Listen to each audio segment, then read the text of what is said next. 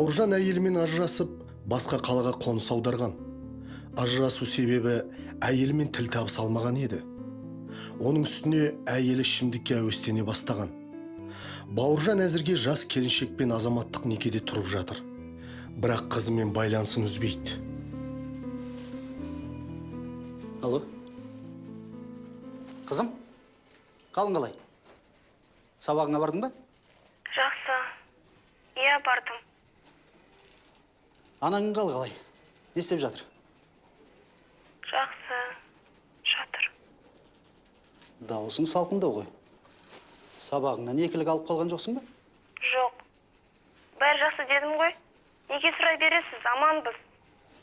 Бәсе, менің қызым екілікте, үштікте алмау керек қой. Айтпақшы қызым, кешегі салып жіберген ақшаны алдың ба? Иә. Үйге керек жарақтарыңды алып болсаң, қалғанын анаңа көрсетпей өзің керегіңе жұмсарсың. Басқа ештеңе керек емес пе? Иә, жоқ. Бұны қалай түсінуге болады? Иә, жоғын қалай? Жарайды, сосын хабарласамыз. Алло, қызым? Алло.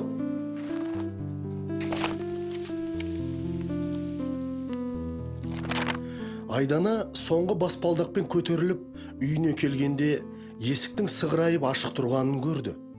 Есікті ашып кіргенде үй іші шашылып жатыр екен.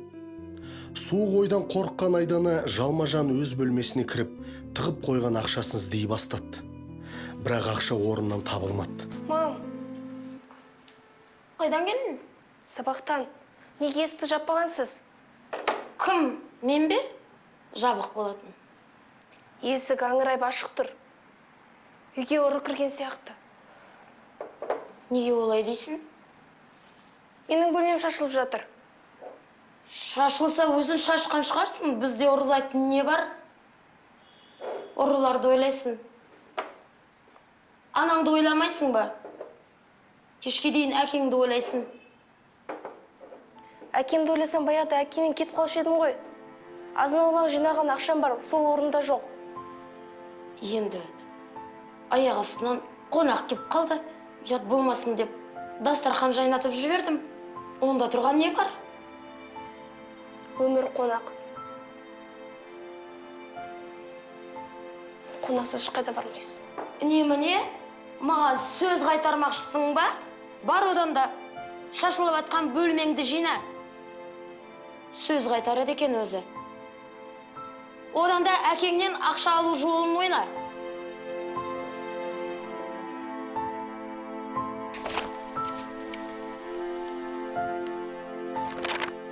Сағира Бауыржанның әлі некелеспеген, көңіл қосып жүрген әйелі. Бірінші әйелімен заңды түрде ажыраса қоймаған Бауыржан көңілі екі жақты боп, әлі толық шешім шығара алмай жүр. Осы мәселе Сағираның да көңілін алаңдатып, екеуінің қарым-қатынасына сызат түсе бастайды. Бауыржан? Осы мен саған кіммін? Әйелімсің, жарымсың. Шын ба? Не, күмәнің бар ма? Ал мен олай ойламаймын. Сонда сен кімсің? Соны айтсайшы, кіммін мен? Сенен сұрап тұрмын ғой. Сен осы бір қойған сұрағыңды неге қайта-қайта қоя бересің? Сол сұрақ әр сәт сайын мен жүрегімді мазалайтынын білесің ба? Сен де қоймай қойдың ғой. Екеуміздің тұрып жатқанымызға 1 жыл болды. Сол аз ба? Міне, мәселе осыда. 1 жыл бойы екеуміз некесіз тұрып жатырмыз. Өзің ойлашы. Мен саған мән-жайдың бәрін түсіндіріп айттым ғой. Әйелім ажырасуға арызын берсін. Содан соң бәрі шешіледі. Жаным, содан кейін сен менің мәңгілік мендік боласың, жаным. Уақытында көреміз. Алдымен бірінші мәселені шешу керек. Алло, қызым? Не? Ақша? Кеше ғана салып жіберген. Қалай тез жаратып тастадыңдар? Қызым, абайлап жүрмейсің. Ұрғара деген қарап жүрмейді ғой, лып еткізеді. Немене? Үйге түсті ме? Өздерің амансыңдар ма? Мен саған артық ақшаңды карточкадан алма деп неше рет айтамын. Осы айтқан сөзді неге құлақтарыңа құйып алмайсыңдар? Жарайды, салып жіберем. Сен сабағыңнан қалма. Жарай ма? Жақсы.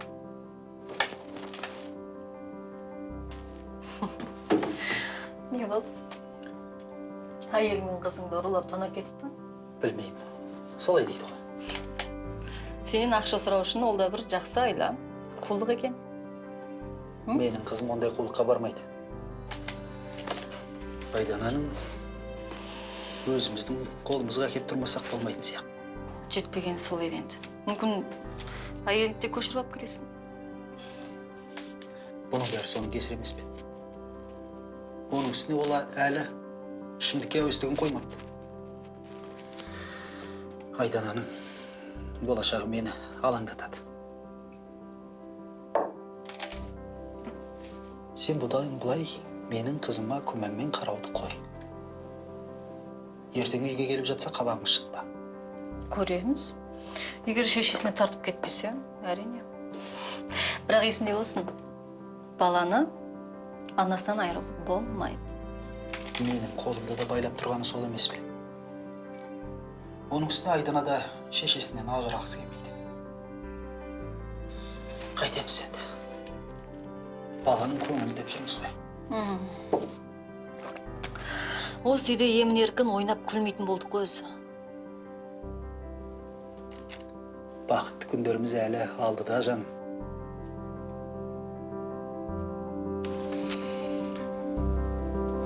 Басыңды көп қатыра бермесейші.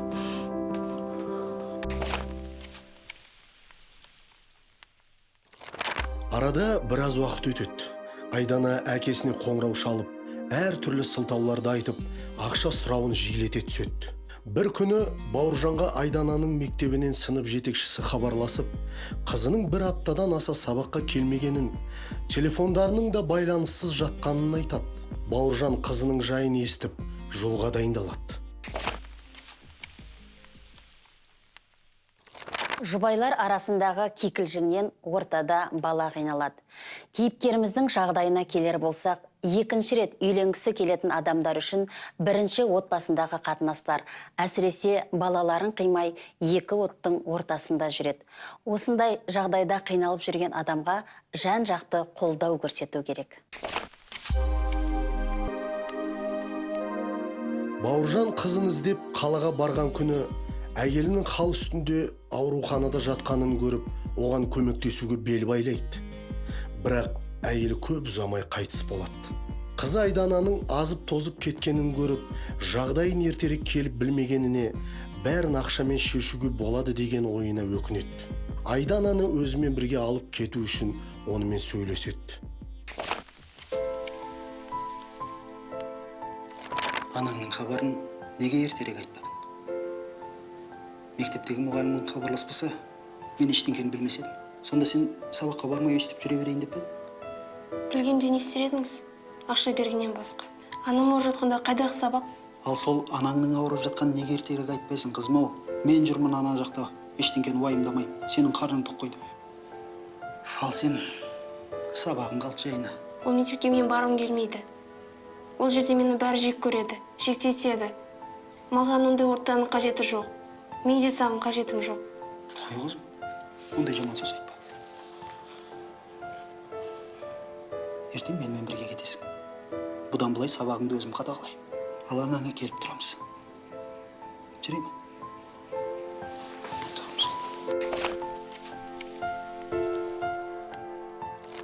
Бауыржан қызын Сағираға ескертпей алып келеді. Күйеуінің мұндай тосын сыйы оны таң қалдырады. Ал танысып қойыңдар. Бұл Сағира. Сағираш, бұл менің қызым Айдана. Күтпеген тосын сый. Маған қызыңа барам деп айтпап едің ғой. Қуаныштымын. Иә, тосын сый болғаны рас. Айдана бұдан былай бізбен бірге тұратын болады. Қызым, мына бөлмеге кіріп шайғаса ғой.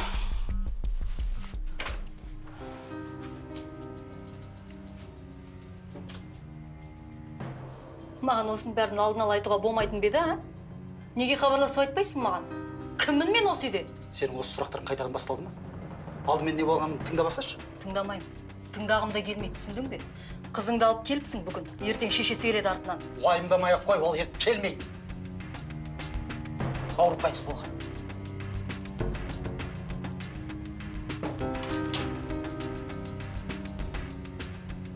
Сен бұдан былай Айданаға суық қабағын танытпай-ақ қой. Оның көңілі жар. Біз өткенде келісіп едік қой. Бұл үй оның да үйі. Сондықтан бұдан былай бәріміз тату тәтті бір отбасы болып тұрамыз. Ақыры қайтыс болған екен. Не деймін енді? Иманды болсын. Сен бұндай хабарларыңды алдын ала айтсайшы маған. Хабарласпайсың ба? Мен алаңдадым. Уақытым болған жоқ. Оның үстіне Айдананы біздің үйге келуге әрең көндірдім. Мінезі біраз өзгеріп кетті өзінің. Сайраш, шайыңды қойшы. Жолдан шаршап келдік. Жарайды. Айдананың анасы қайтыс болғалы мінезі тіпті өзгеріп кетеді. Сабағына барып келгені болмаса, күні бойы бөлмесінен шықпай жатып алады. Кейде үйге кешкісін бірақ келіп жүреді.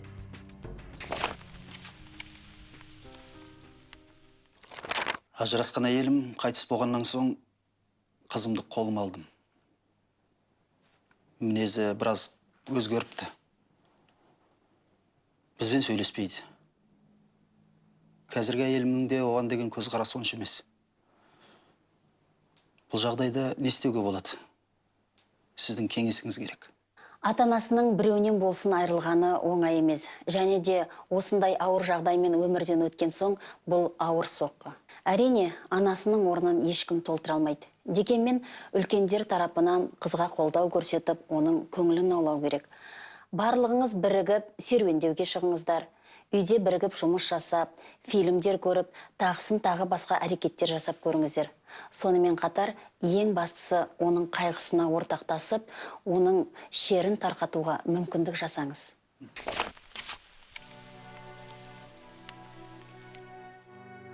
Бауыржан жұмыстан үйіне кеш келеді. Үйде Сағираның бір өзі отыр. Айдана көрінбейді. Барлық бөлмелерді қарап шыққан Бауыржан Сағираны сұрақтың астына алады. Қалың қалай? Сәлем. Айдана? Айдана? Айдана қайда? Қайдан білейін? Жүрген шығар, қаңғып, ойнап. Сен уақыттың неше болғанын білесің? Менің жұмыстан кеш келетінін білесің. Айдананы неге іздемейсің? Болмаса маған хабарласып айтып қойсаң болады ғой. Хабарласып? Қызың не? Өзің не? Сендер қашан мені тыңдап едіңдер, айтшы. Мені тонағанмен қоймай, кеткен шығар тағы басқалар тонауға. Не дейсің? Тонаған несі? Сен Айданаға, Айдана туралы бұлай айтуға қалай дәтің барады? Сен қызыңды білмейді екенсің. Ол менің алтындарымды ұрлағанмен қоймай, маған айғайлап, дауыс көтеріп, дөрекі сөйлеп, тіпті қол көтерді. Міне, Қойшы, қара сенбесең. бір жерге соғып алған шығарсың. Сенің де тілің ұзын. Оған бірдеңке деп қойған жоқсың ба? Бұл қыз қайда кетті екен? Сен енді мені кінәлауға шықтың ба? А? Мен осы үйдің отынан кіріп, күлінен шығып, таң атқаннан кеш батқанға дейін тамағыңды жасап, кіріңді жуып отырмын. Маған сенбейсің. Тыңда. Сен не қызыңмен қаласың, не менімен боласың. Жетер енді. Алдымен анық қанығын біліп алайық. Қалған кейін шешеміз. Бауыржан әйелінің айтқанына сеніп, өзін қоярға жер таппайды. Айдананың телефонына қайта-қайта қоңырау шалып көреді. Бірақ телефонына қоңырау бармайды. Сол түні Айдана үйіне қонбады. Бауыржан жұмысына бармастан қызын ұзақ іздейді. Ол Айдананың осы әрекетінен соң Сағираның сөзіне көзі жете түседі. Кеше қызым үйге қонбады. Қайдан іздерімді де білмеймін. Полицияға хабарласайын дедім де, қызымның онсыз да жаралы жүрегін одан арман жаралап алам ба деп қорықтым. Ақылды қыз ғой өзі келер. Бұл қалада туыстарымыз да жоқ. Қайда кетті екен? Әйелімнің айтуы бойынша ол оның алтындарын ұрлап, екеуі ұрысып қалыпты. Кімді ақтап, кімнің жағына шығарымды білмей қалдым. Өз анасы болмағаннан кейін түсініспеп қыз баланы өсіру қиын екен. Бұл жағдайда не істеуге болады? Ажырасқан жұбайлардың балалары ата-аналарының бұндай әрекетіне ренжіп, кейде дөрекі мінез көрсетіп, ішкі жарасын басуда жаман жолға түсіп, анайы мінез көрсетуі әбден мүмкін.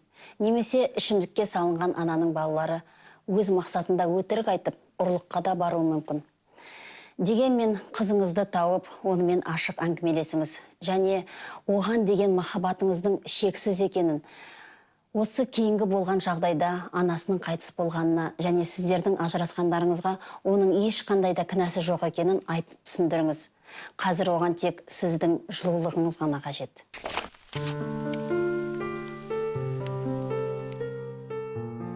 Айдана өгей шешесі Сағирамен ұрсысып қалған соң үйінен ашуланып шығып кеткен еді. Ол күні бойы сыртта жүріп, үйіне бармауды шешетті. Сол күні ол қайда барарын білмей, аялдамада отыра береді. Қарлығаш та жұмысынан кеш қайтып келе жатып, аялдамада ұйықтап қалған Айдананы оятып, үйіне апарады. Айдана болған жайдың бәрін айтып түсіндіреді. Қарлығаш жалғыз басты медбике келіншек еді. Айдананың өгей шешесінен қатты көңілі қалғанын және айтқанынан қайтпайтынын білген Қарлығаш басқаша жолын қарастыруды ойлайды. Айдана ұйықтап қалған кезде оның қалта телефонынан әкесінің номерін жазып алады. Хабарласқаныңыз қандай жақсы болды. Әйтпесе полицияға хабарласып іздеу салайын деп жатыр едім. Айдананың өзі қайда? Айдана ұйықтап жатыр. Жалпы қызыңыздың сіздерден біраз көңілі қалған секілді. Кетемін деп қоймай, әрең дегенде тоқтаттым. Әкеңе хабарласайық деп едім, көнбеді. Енді қазір білесіз ғой, қазіргі таңда неше түрлі адамдар көп. Қызыңыз бір нәрсеге ұрынып қала ма деп қатты қорықтым. Болмаған соң өзіңізге хабарластым. Ауруханада неше түрлі нәрсені көріп жүргеннен кейін түсінемін ғой енді. Бірақ қызыңыз енді маған ренжитін болды. Ренжісе де қайтейін, енді өзімнің ешкім болмаған соң қатты жаным ашыды. Сіз сияқты қамқор жандар қазір аз ғой. Сізге көптен көп рахмет. Өзіңіз мейірімді, қайырымды жан екенсіз. Сізге жасаған жақсылығыңыз үшін қалай алғысымды білдірерімді білмей отырғанымды қарашы. Ой, о не дегеніңіз? Адам баласы деген жақсылық жасаған сайын көңілі көтеріле түседі ғой.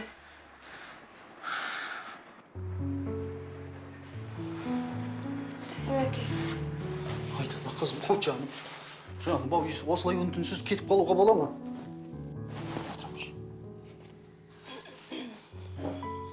Сағира маған бәрін айтты. Қызым, ақша керек болатын болса өзім айтпайсың ба? Қанша керек өзім беретін едім ғой. Осындай болмайтын жағдайға бола, өз әкесінен, өз үйінен безініп кетуге бола ма? Сағира сізге не айтты? Қарлығаш тәте, отыра беріңіз. Бұл үй сіздікі ғой. Болған жайттың бәрін білесіз. Жасыратын ештеңе жоқ. Сағира маған енді сен оның алтындарын алып, тіпті ұрып кеткеніңді айтты. Сол рас па? Соған сендіңіз бе? Жоқ, ол енді жылап тұрып айтты ғой. Тіпті қолдары да көгеріп қалды. Егер де соған сенсеңіз, кете берсеңіз болады. Мен Сағира тұратын үйге ешқашан бармаймын. Сонда соның бәрі айтқанның бәрі рас па? Өтірік па? Сонда оның айтқанның бәрі өтірік болды ма? Кімге сенерімді білмей қалдым. Анық-қанығын бәрін біліп, бірақ келмеңіз. Мен осы үйде қаламын, ешқайда да бармаймын. Сағира тұратын үйге ешқашан аяқ баспаймын. Кешіріңіздер, әрине, жеке істеріңізге аралассам, бірақ Айдананың айтып тұрғаны рас секілді. Сіз алдымен өзіңіздің әйеліңізбен жақсылап сөйлесіп, әңгіменің басын ашып алғаныңыз дұрыс болар. Сіздің де айтқаныңыз рас шығар.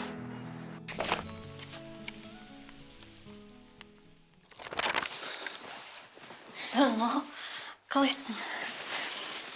Не болды, шаршап келдің бе? Тура тұрың, өрт сөндіргендей болып кетті. Қыз не болды, таптың ба? Ту, соғызым бар ғой, бірдеңені бүлдіретін сезіп едім бар ма? Неге ренжіп жүр? Алтынға ма? Ту, қойшы сол, қайда қалмай жатқан алтын, қайда жоғалмай жатқан алтын. Алтын деген жетеді ғой. Айтып болдың ба? Иә, не болып қалды?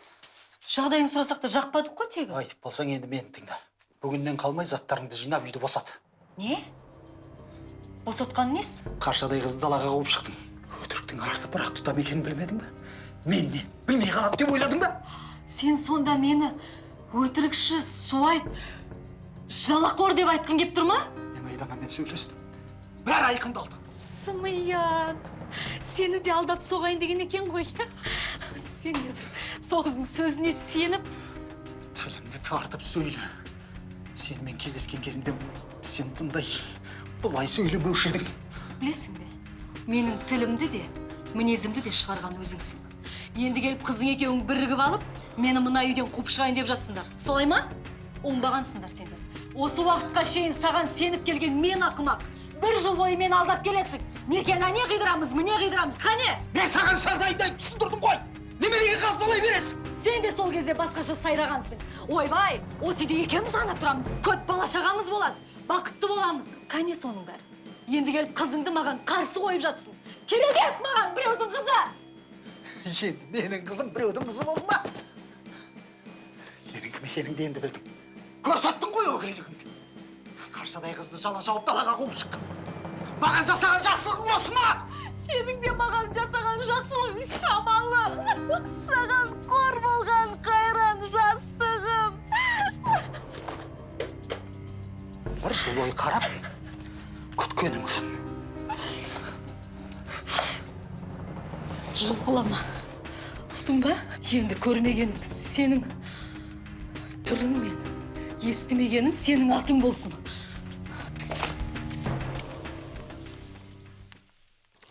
Айдана, сен шынымен Сағираның заттарын ұрладың ба? Және сені қазір қандай сұрақтар мазалайды? Жоқ, ол өтірік айтады. Ол әкем жақта мені ұрсып талады. Ол мені жек көреді. Жарайды, мән жайды білдік. Қазір сендер әкең екеуінің қарым-қатынастарын қалай? Сен әкеңді жақсы көресің бе? Иә, бірақ әлі өкпелеймін. Неге?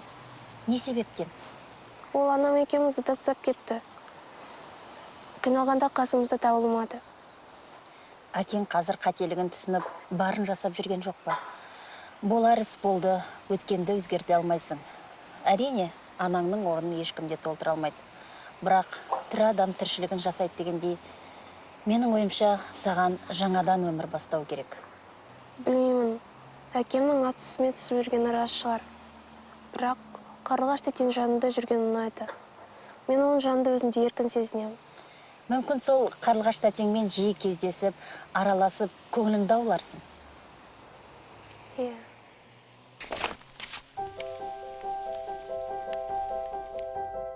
Сіздің күлгеніңіз менің анамды есіме түсіреді. Қызық екен.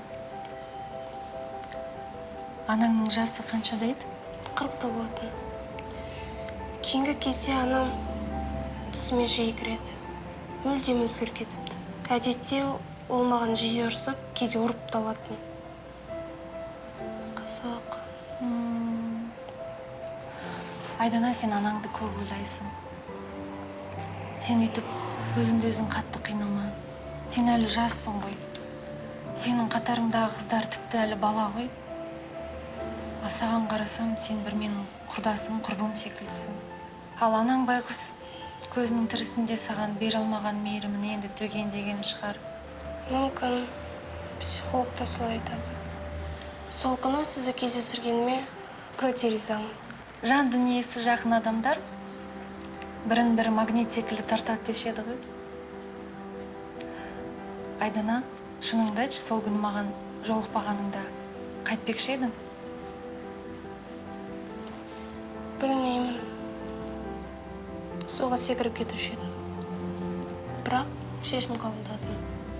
Жақсы қыздар қашанда дұрыс шешім қабылдайды. Сенің сол шешімің дұрыс болған екен. Ай, ақмақ қызым, ай. Ақмақсың ғой сен. Бәрібір де ақымақпын. Алып кеттім. Қайда? Суға. Ой, ақмақ болма, кел отыр. Жындығыз, ақмақсың ғой сен. Ары қарай қарайықшы. Бауыржан Айдананың соңғы кезде Қарлығаштың үйіне жиі баратынын және көңілді оралатынын байқап жүреді. Қарлығашты үйлеріне қонаққа да шақырады. Бауыржан қызының өзгере бастағанына қуанады. Оның енді шынында да Қарлығашқа деген көңілі ауа бастайды.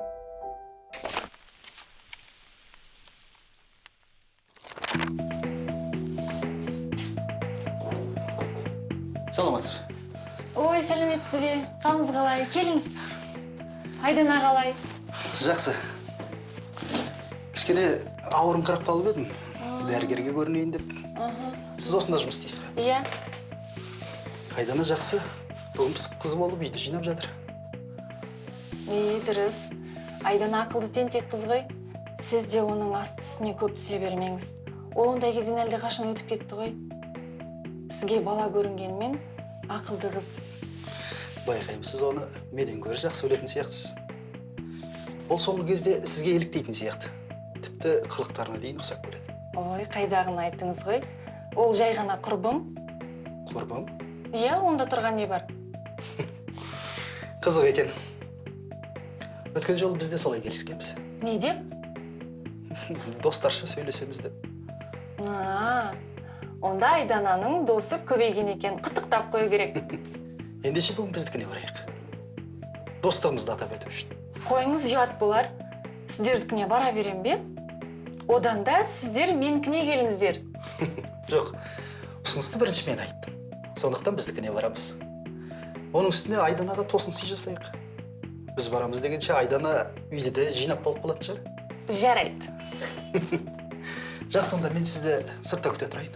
Жақсы.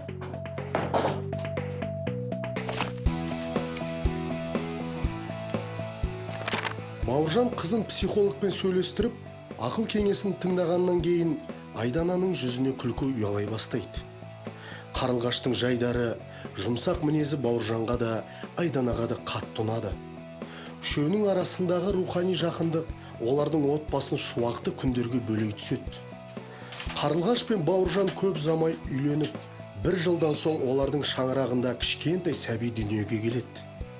Айдананың да көңілі баладай қуанып, Қарлығашты өз анасындай жанына жақын тұта түседі.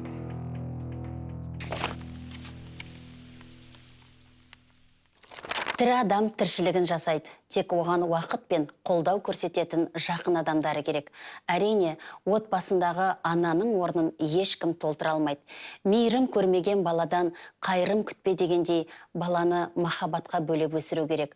Бақытты отбасының көрсеткіштерінің бірі бұл сыйластық.